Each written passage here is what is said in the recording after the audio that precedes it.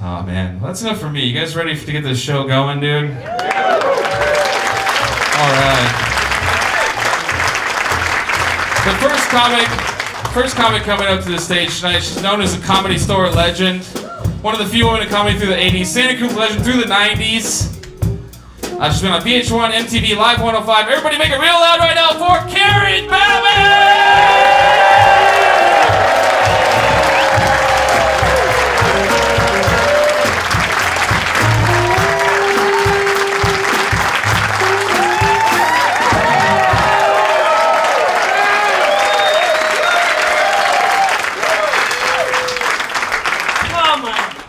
It's so good to be here, see so many wonderful faces. Oh my gosh, this is great. I haven't been here since like the 90s, like the 1890s. No, it's really good. I'm so happy to be here. I know you're looking at me like, oh God, the ravages of time. Face your mortality. This is the shit that happens. It's terrifying. Spider veins, I could show you. It's like you don't need, pardon me.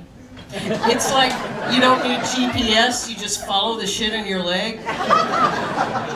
I'm sorry I did that. There's no excuse for this behavior. I'm 70 years old.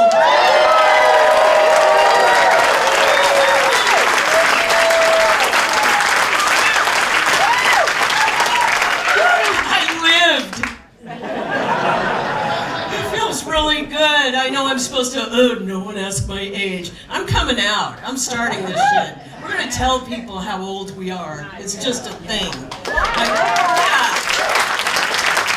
Oh, it feels so good. I went up by the lake earlier today. I took off my shirt and I just stood there and I just kind of glided across the lake because the crap hanging from my arm was like a wind sail. It's incredible. Well, it might not be true. Don't get that happy about it. But, no, but I enjoy it. I like freaking out young people with it. Like I've got this thing going on about Amazon. I don't know if you do right now. Yeah. Thank you.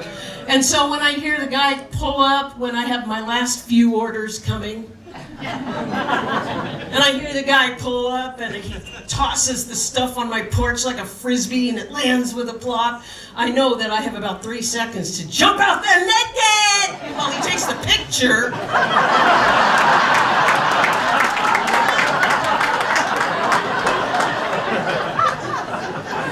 I say stuff to freak him out like, oh, are the supplies here yet? Your supplies.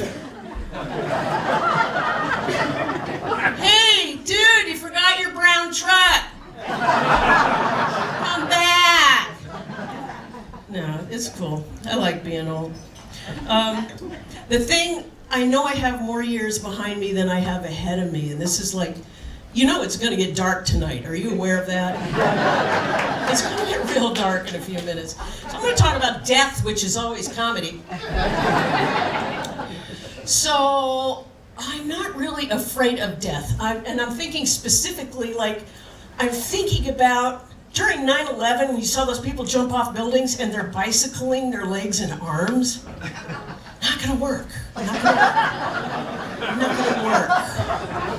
And this is a very terrifying time to fly now.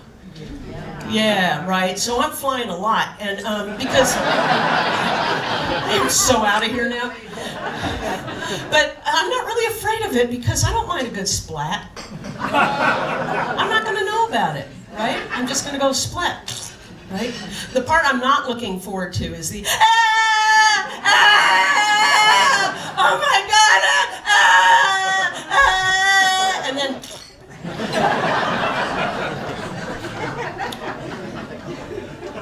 So, I also think about terminal illness. So many of us have terminal illness. I don't have that yet.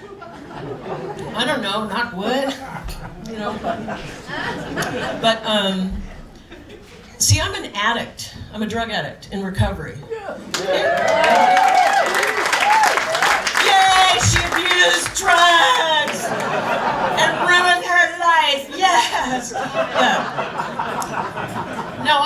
drug addict in recovery, and yeah, so I think about terminal illness, and actually for us it's not that bad, because we have 3 of our favorite things, right?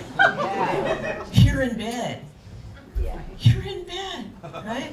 You got cable TV, and you got morphine. So you're good.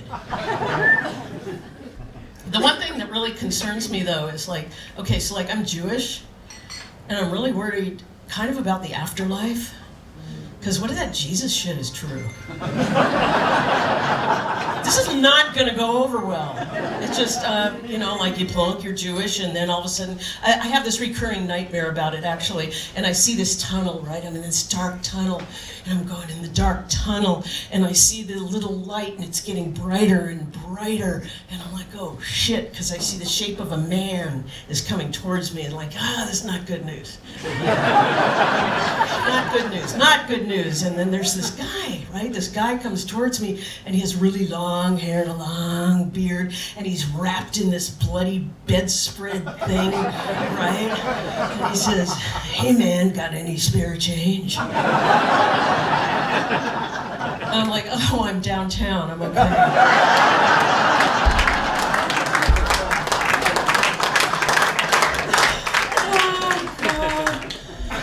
Okay, let's get even darker. So, some of you might have read the article, I'm the daughter of an Auschwitz survivor. Could never talk about it, number 61016. Yeah, an Auschwitz survivor. That's really heavy, and you're all quiet and respectful. I'm hoping you lose that in a minute. Otherwise, it's not a comedy show. It's like some Schindler's List stuff where I'm going to show this to you in black and white, and there's going to be a little girl who's going to appear in a red coat. And you'll be like, and then you walk out of the theater going, I cared about Jews for an hour and a half. That's good.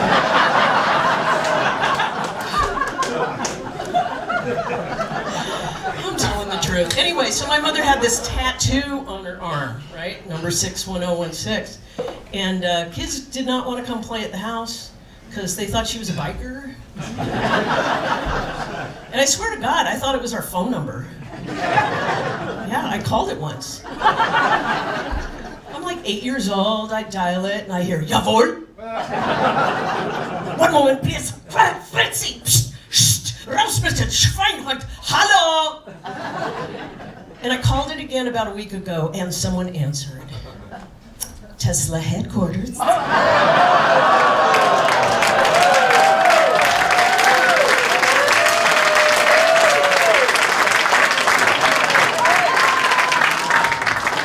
Stretching my hand, sorry. That's all it was, it's Roman. I was being Roman. Yeah, so it was difficult having this kind of mother because you think helicopter parents are tough. An Auschwitz survivor parent is paranoid. It's like a heat-seeking, night vision drone exploding paranoia kind of person who's on you all the time. You're just sitting there eating your Cheerios calmly, and all of a sudden, oh no! Go hide right now. Why? There is a man. It's Daddy. That's what they want you think. You idiot, oh Daddy, idiot, adieu. She thought she was all American. She thought she was going, duh, right? Adieu. Mom, I don't want to hide. Hide, look, he's a transport, the yellow transport is here. It's a school bus. Hide, I don't want to play Anne Frank again. We all know how that ends. It's not good. But she is writing a diary. She makes money for the family. There's no family. They're all killed. No family, right? It's a nightmare. I'm in junior high, and they send me home with a form that I have to present to her. And the form says on it, your daughter will be taking a shower every day after gym class. You will not take a shower. You will not be going, oh la la la, I go into the shower, adieu. sign the form. Oh yeah, they did take shower. Shower, idiot. You're not using soap. You never know who it is.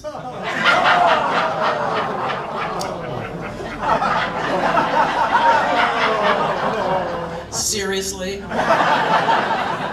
You think you get points? Oh. You get no points. Nose job gives you points. Yeah. I should know. I wanted to go to summer camp, like the rest of the kids. I wanted to go to summer camp. Oh, you want camp?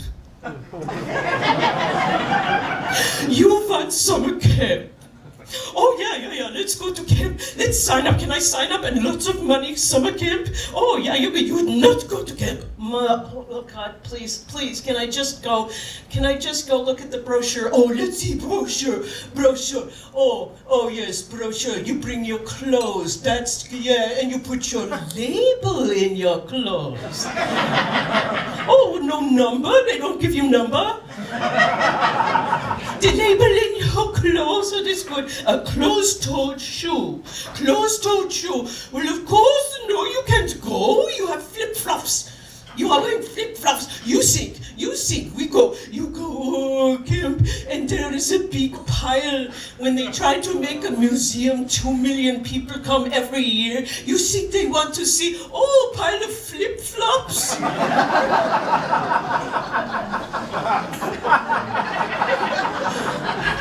They're going to say, oh, Jews go to the beach. How wonderful.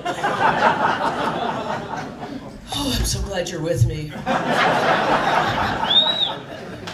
It is ridiculous. Thank you. It's ridiculously difficult. Summer camp, you want to go. What, you want to be number 61016B?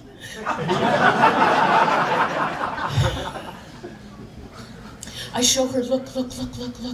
They're having fun here. You see the children? They're in little boats. Those are kayaks. They're not trying to escape. They're firing pottery, because that's how it happens. First the firing, then the oven. And every time we stood in a line, any kind of line, right? If I got bored, kids get bored, right? You're like, oh God, this line is like, oh, you said this is boring. Try to stand 4 hours in the line, you move, you get shot. Yes, it is very funny.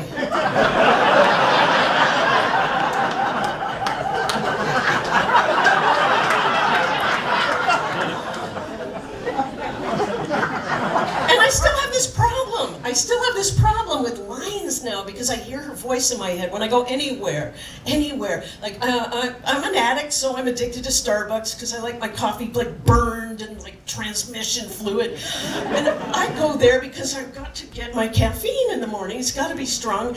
And there's always a line. And it's always full of amateurs, just stupid, slow people. And they're patient, right? They're just like, hi, I'm patient. Just a construction guy with his thermos, and it's going to take like 4 extra minutes because I got to fill the thermos. It's really frustrating. Oh, and there's this woman in back of me, this appropriate for her gender woman in back of me. Little skirt, little heels. I like to go out of the house like this every day. And I work in a bank. And I'm normal.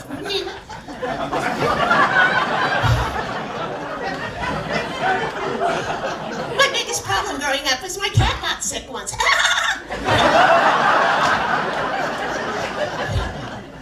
And she's got this horrible child with her, just like her, little with her horrible child, and she's giving it hot chocolate and a cake pop, because that's what your second grade teacher needs, honey, a cracked out sugar whore.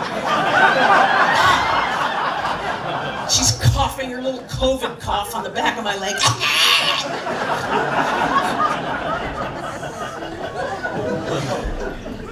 Mrs. Smith, can I erase the whiteboard with my eyeballs?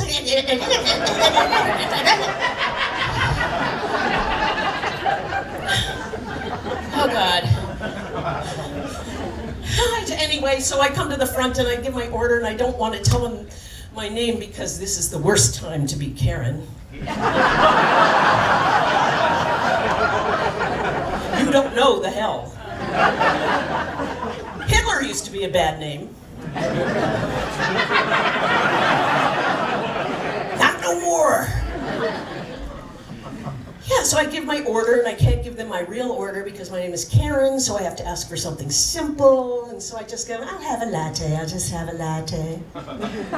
And then I take out my card so I don't seem too old and like I understand technology, and I'm going to tap it, just like people do, they tap, and I have no freaking idea what I'm doing tapping this thing. And so it's like, okay, slide if you can't do it, some sliding, tap, slide, and none of it works, like shove it in.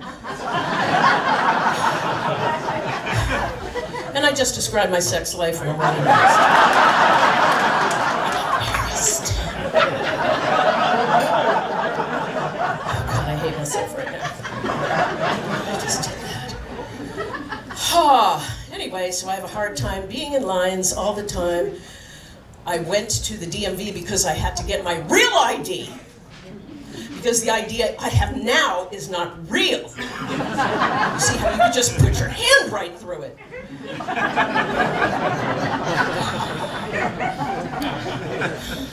So I had to get my real ID, and I go, and I'm standing there, and again, it's a line, even though I made an appointment. I'm in line, and there's like this thing, it's just like Ross Dress for Less, that as soon as a person walks in there with a child, the child needs to scream. And cry, and all the children are screaming and crying in their motor vehicles. They're screaming and screaming, and then finally I get to the front of the line, and I'm crying because happy tears, just glad. I explained to the woman, I explained to her, I'm so grateful, I'm just grateful to be here at the front of the line, and the woman looks at me and says, "But very good at it?"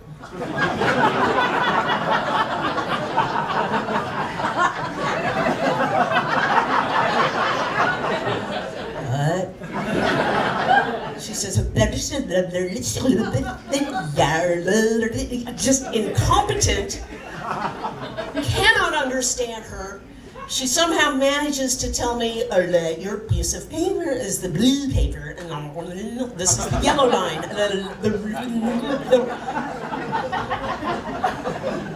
And I don't understand how government entities hire such inept people and then fire all the ones who know what they're doing. But anyway, but I digress. How does a business just find someone like this who can't possibly help you, so they put them in service to help people? They just write an ad, wanted, very stupid, slow person, barely comprehensible, and they probably go on this job search, right? They go down somewhere into South America, into the Amazon, and they're going along the Amazon, and they find some very strange woman, the last of her tribe. She has only one tit because she took it off, so she can shoot her arrow better.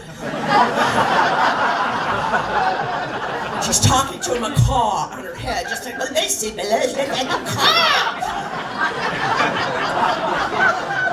You're incomprehensible. We cannot understand you at all. We have a job for you. We want you to work in the Department of Motor Vehicles. You see these people.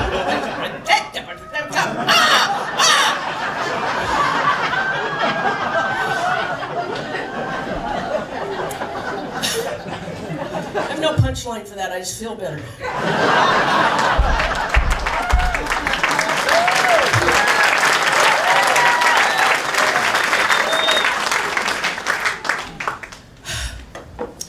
So my family was from Czechoslovakia, the dregs that are left, and what you need to understand is that these people are not well. It is a peasant culture, right? They do things like give the babies opium poppy little pacifiers so they're quiet while you work in the field, right? Which I would enjoy, never got one. But the stories that they tell you are so vicious and so violent. It's the way they control their children. Kind of like, I don't know, CNN? And this is what it was like. Both my mother and my grandmother were survivors, and I was sick as a dog. And at this one time I had scarlet fever. This is totally true, right? I'm lying in bed, and my grandmother does that nurturing Eastern European thing. You stay in bed, don't move. I tuck you in so under your chin. I only want to see nose, eyeballs, tinsel. Don't talk, don't breathe, and I read you story. I tell you Czechoslovakian story to make you happy. I tell you Max and Morris. We talk about Max and Morris. Oh, two naughty little boys. Oh, so naughty, these little boys. Mommy makes a pie. She makes a little pie, and she puts it on the windowsill. And the smell is so wonderful. The smell is coming out. And Max and Morris see this pie, and they make it a smell, and they say to each other, we will take the pie. And Max and Morris go to this pie, and they take the pie. And they make eating, and they make eating, and they make eating. Oh, they make eating. And the berries look like blood on their face, and their chest, their stomach look like blood, and they stand there. And Mommy comes out and says, oh, you ate the pie. Not you're bleeding. You ate the pie. You ate Mommy's pie. I take this knife, I cut off your hands. Cut Max, cut Morris. Max and Morris.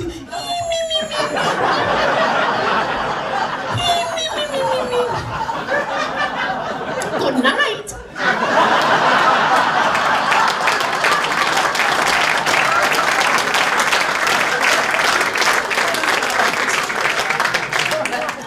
Absolutely. It's absolutely true.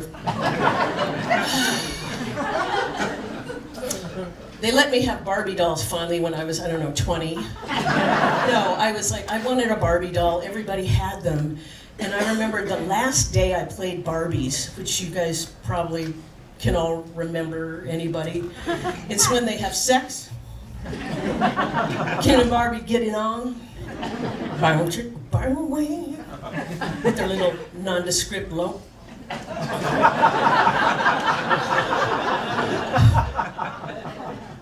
And I go in my room and I do the felony. I lock the door to my room. Because my dolls are gonna get naked. Which they do all the time because you change their clothes. But anyway, I'm ashamed. Because I know what I'm gonna do. Bow, chicka, bow, wow. And I take off Ken's clothes. And I take off Barbie's clothes, and they're looking at each other naked. And I'm hoping my mother doesn't come in. What you are doing? No. They're looking at each other. And Ken says to Barbie, hey, Barbie, you're looking fine. And Barbie says, hi, Ken. Oh, Ken, I love you so much. You do? I would do anything for you. Anything? Yes, anything. Well, then hit them streets, bitch, and make me some money.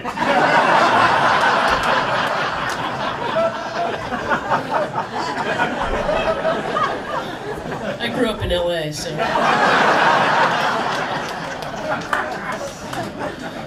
Yeah, if you want to know the truth, I was 12 years old when I started high school. Is that some crazy stuff right there? 12 years old, because California schools, I could read. So 12 years old, they take me to high school, right? Oh my gosh. And I was not ready for this action, right? I'm walking down the halls and there's just like, oh my gosh, penises at eye level, just because all the guys had woodies, right? It's high school. It was insane, hormones everywhere, bouncing all around. It was crazy.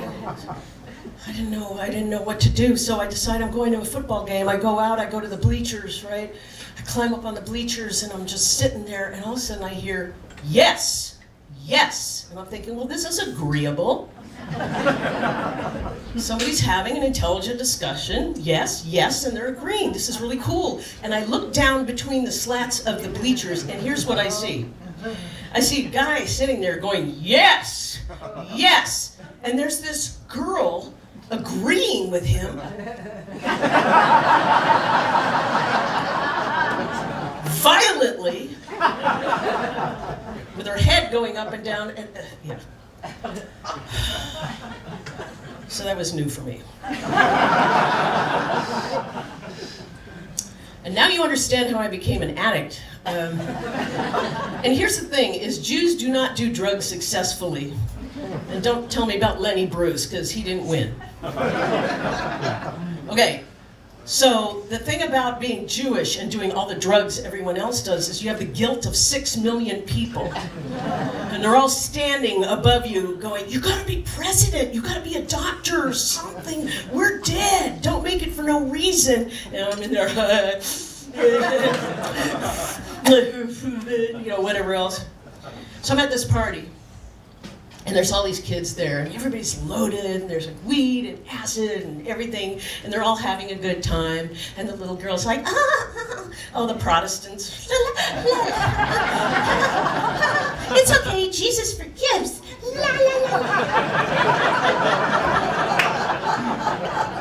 We don't get any slack.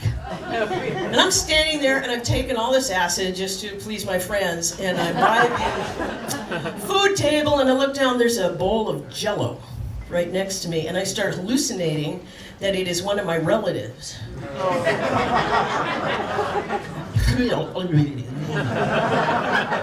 And it's looking at me. Go ahead. Ruin thousands of years of DNA. Screw up your chromosome. And I start freaking out, right? Oh God. And you're 16 at a party. Your friends don't want responsibility for you. They bring you home.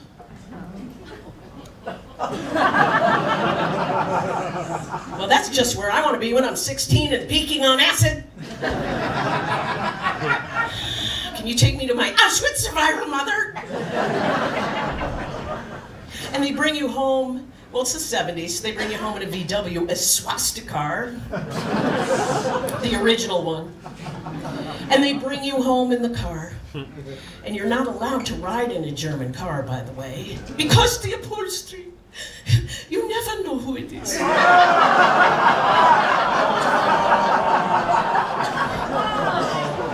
This side of the room is just like, oh no! This side of the room is like,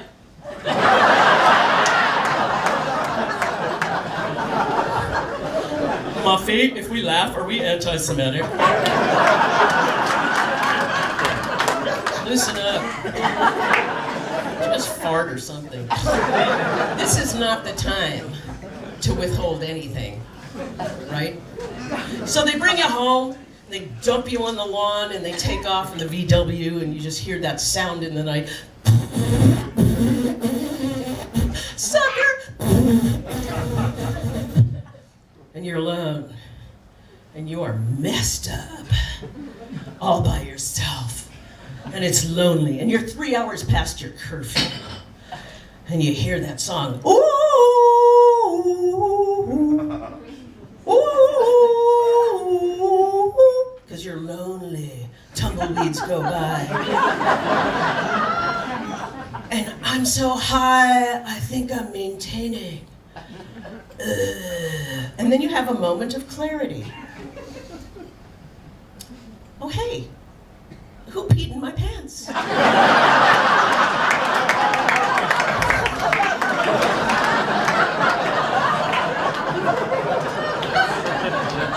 Taking no responsibility.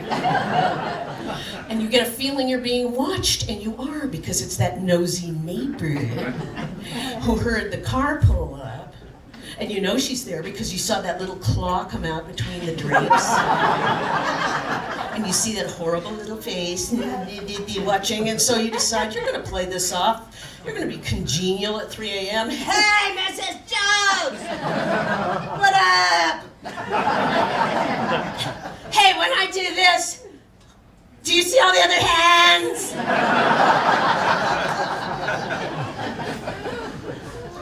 I got to get home.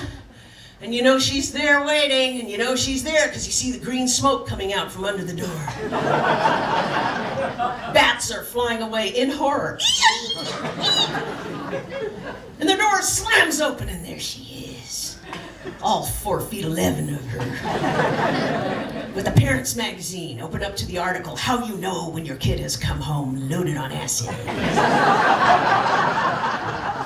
And it's written by Frank Zappa. It's accurate.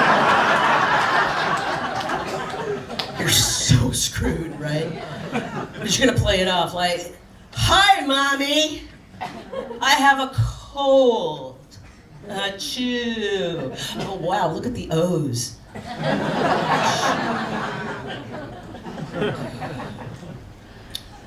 I got arrested one time.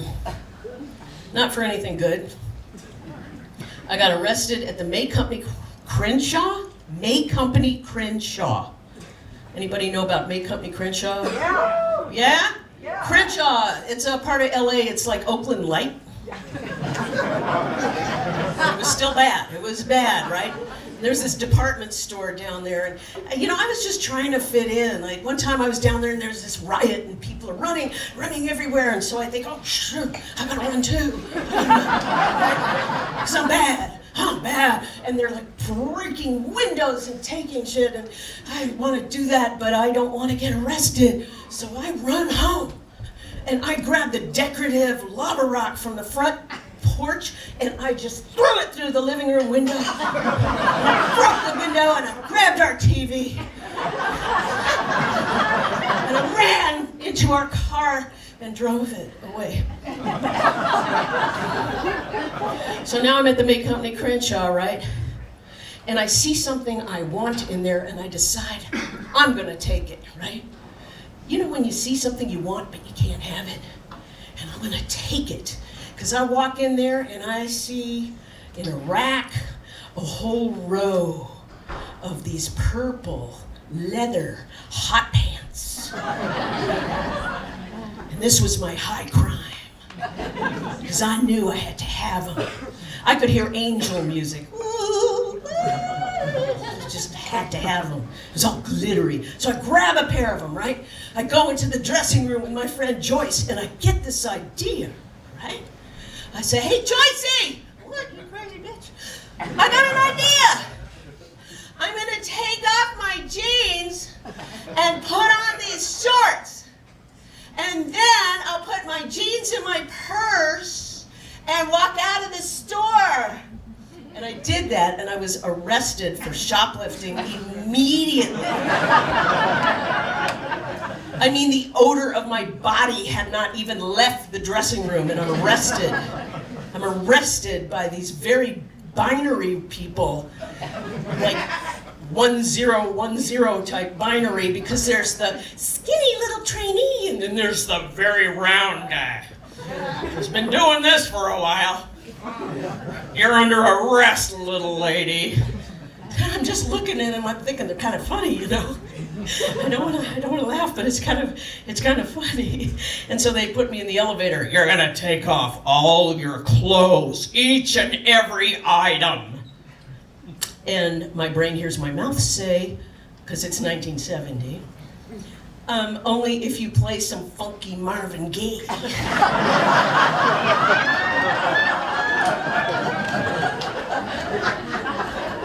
I'm so screwed.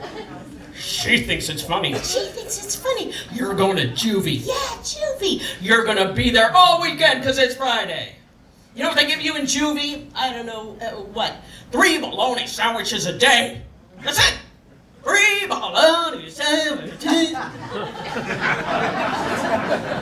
I'm like, wow, lock me up, man. I have a Czechoslovakian Auschwitz survivor mother. And like, they give you roadkill in a pancake with sugar on it, and I'm good. Please take me away. And they're looking at each other going, wait a minute, you have a Czechoslovakian Auschwitz survivor mother? I think we should call her and release her to the custody of her mother. I think you're right. And that's what they did.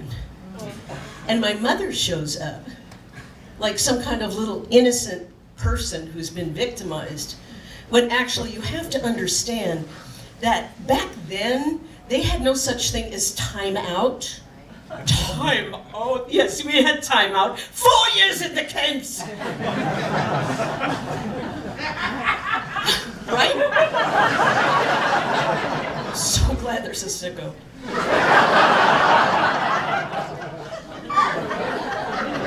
Because they used implements on you. That's the way they did child rearing. You know when you go to Eastern Europe and they got all these little stands in the airport and you see things like, oh, there's a little wooden spoon. It's got a little girl with a dirndl on it. That's adorable. Let's get that for our kitchen. I have dirndl marks in this thigh.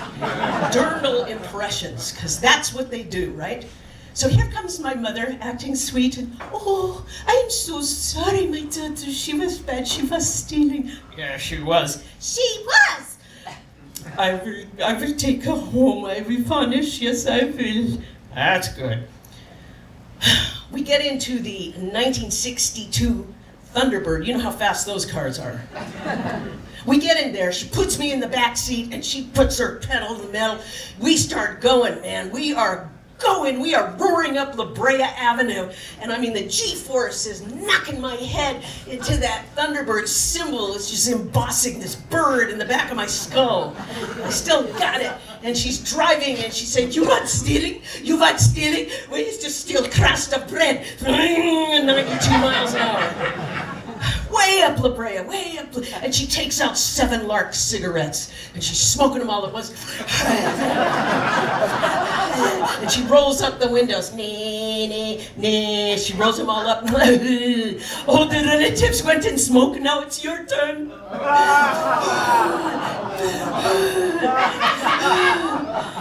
And then she starts cussing me out in Czech. And you know what, if you've ever been cussed out, it's nothing. It's nothing compared to being cussed out in a Slavic language, right? Few vowels, so many consonants. And she's just,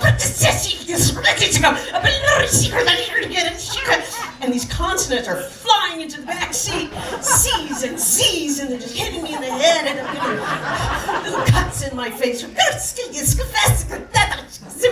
And she rolls down one window, and there's these little homeless dogs standing on the sidewalk, and these consonants start rip-roaring out of the window, and the dogs are all, running away. 2 cops are sitting at a stoplight.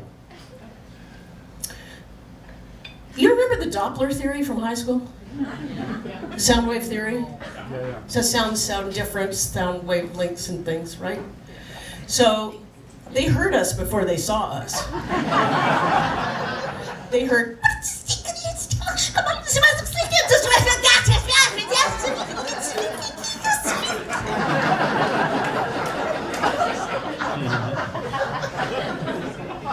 This one cop says to the other, what the hell was that? And the cop says, that was a Czechoslovakian Auschwitz survivor woman. The guy goes, how do you know? Dude, do you see all the consonants? They're embedded in the windshield. I have no ending for that. I just had to tell you.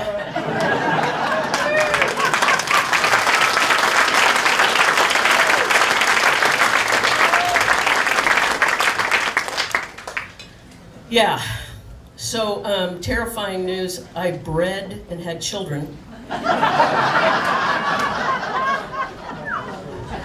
Been married 45 years.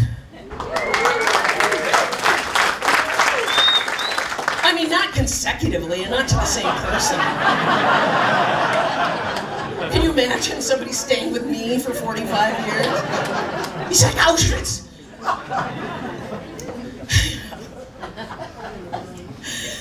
Yes, so I had 2 children from the same guy, and they're different colors. Now, granted, my ex-husband was a mongrel. He was a couple of different races and different colors, right? So the kids came out, multicolored, different things. One of them is here tonight, actually.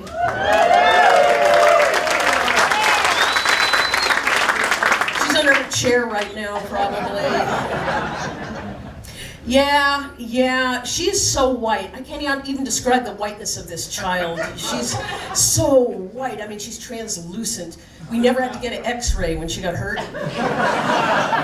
Doctor's just like, oh yeah, I see that. Just incredibly, we had to wrap her in foil when she went out to recess so she wouldn't combust. Sometimes we'd be in traffic at night in LA and she would make us an extra diamond lane. She was so fluorescent, she would just lie down and we could just go around the cars. It was cool. Good kid, good kid. And then the other one's brown. Very brown. Very, very brown. Like the people at Kaiser were like, oh God, is this your baby? Is this her baby? Is your baby? This is your baby. Okay, oh, just take it. Kaiser. Very brown, and I live in one of the more racist neighborhoods here. Very racist neighborhood. And I'm in the store, right? I'm in Safeway supermarket, and I'm in the express lane, and I want to tell you something. Express lane, it's called express lane because it's supposed to be fast. And the people in the line, catch it, I'm in a line. The people in the line are not supposed to stop and ask questions and chit-chat. But there's this horrible woman in front of me. It's 10 items or less, okay?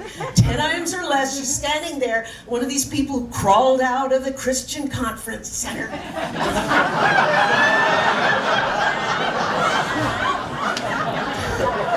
She's just come to the neighborhood to sing all about Jesus! Echoing through the hills. And she's standing there in the line, and she's one of these daughters of the American Revolution people with red, white, and blue eyeballs and everything. And she's asking a question. And I'm in line in back of her. I have my fluorescent white child who's like eating everything out of the gum thing. And I've got this little brown child who's just crapping all over, just browning everything. And here's this woman, and she hears us in back of her. She's still asking the question, excuse me,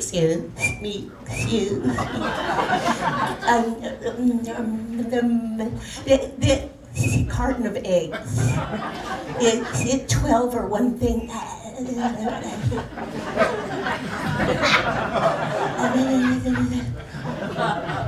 And she hears my kid in back of us, Mommy! So she turns around. It takes like half an hour too. She's all, and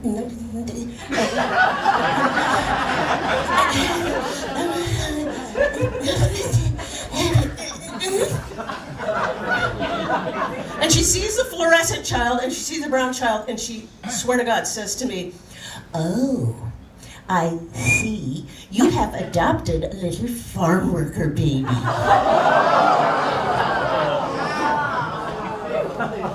If I'm lying, I'm flying. So I'm thinking, this is a teachable moment.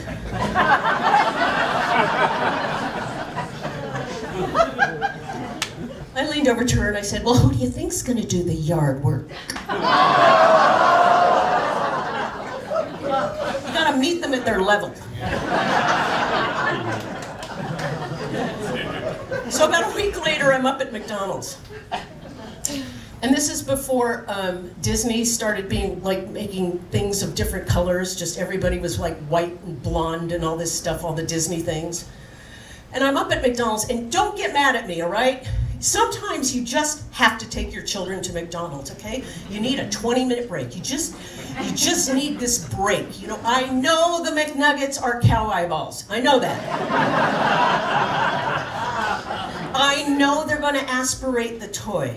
But you got what, like 6 minutes till there's brain damage? And as long as they're wheezing, they're live, right? Get a break, just to get a break. So we're at McDonald's, we're standing there, and the little brown one opens up her Happy Meal, and she looks at her little white doll, and she says at the top of her lungs, "Where are the brown Barbies?" In this very racist neighborhood that I can't name. And it's really quiet. I'm wondering what's going to happen. And I look over, and there is the daughter of the American Revolution. And she is sitting there glaring at us, gumming her filet of fish sandwich with grease running down her maw. And oil is collecting on her Quacker Factory kitten sweatshirt. Discoloring her flag pin. And right across from her is her horrible husband, who's actually in a Confederate uniform. And he's not a reenactor. And I'm thinking, oh shit, I don't know what's gonna happen. We're screwed, they're gonna call the cops, I don't know what the story is. And I look up and I see all the brown people cooking. And I think, okay, here's what's gonna happen. I know it. This is gonna be like a scene from In the Heights or something. They're all gonna just jump up on the counter and start singing, "The kid is right, the kid is right. Me, half the kid is right. With the brown Barbies, yeah!"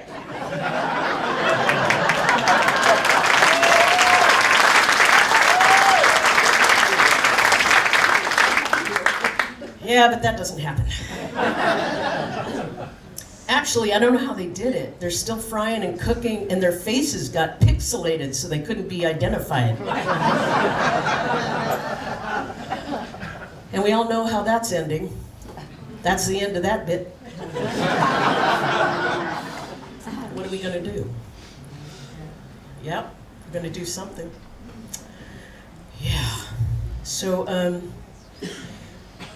yeah. So I have adult children. Actually, they were born that way. It was very painful.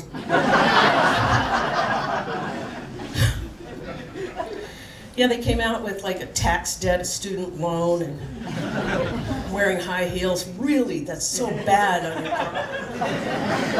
It's painful, painful. Yeah, I'm dry. I'm so dry. I can't even explain. When you're my age, this is what you have to look forward to. You're like, what, 30? Yeah, you got about 10 years.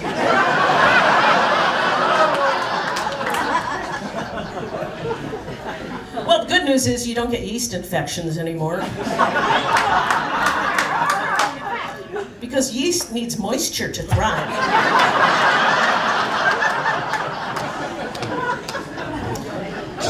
You know what's really uncomfortable? I actually have a family of Bedouins that are moving out right now.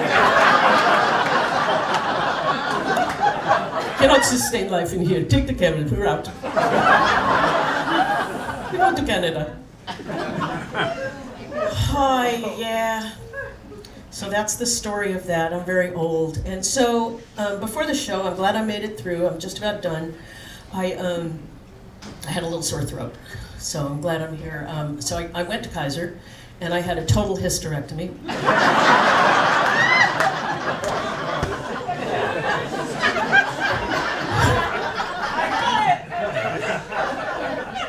Well, they needed the practice, so they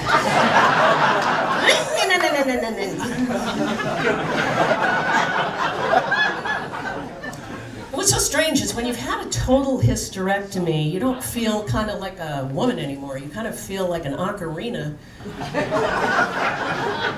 Because when the wind blows, and you stand like this, with your foot on the garden box, the whole neighborhood hears El Condor Pasa.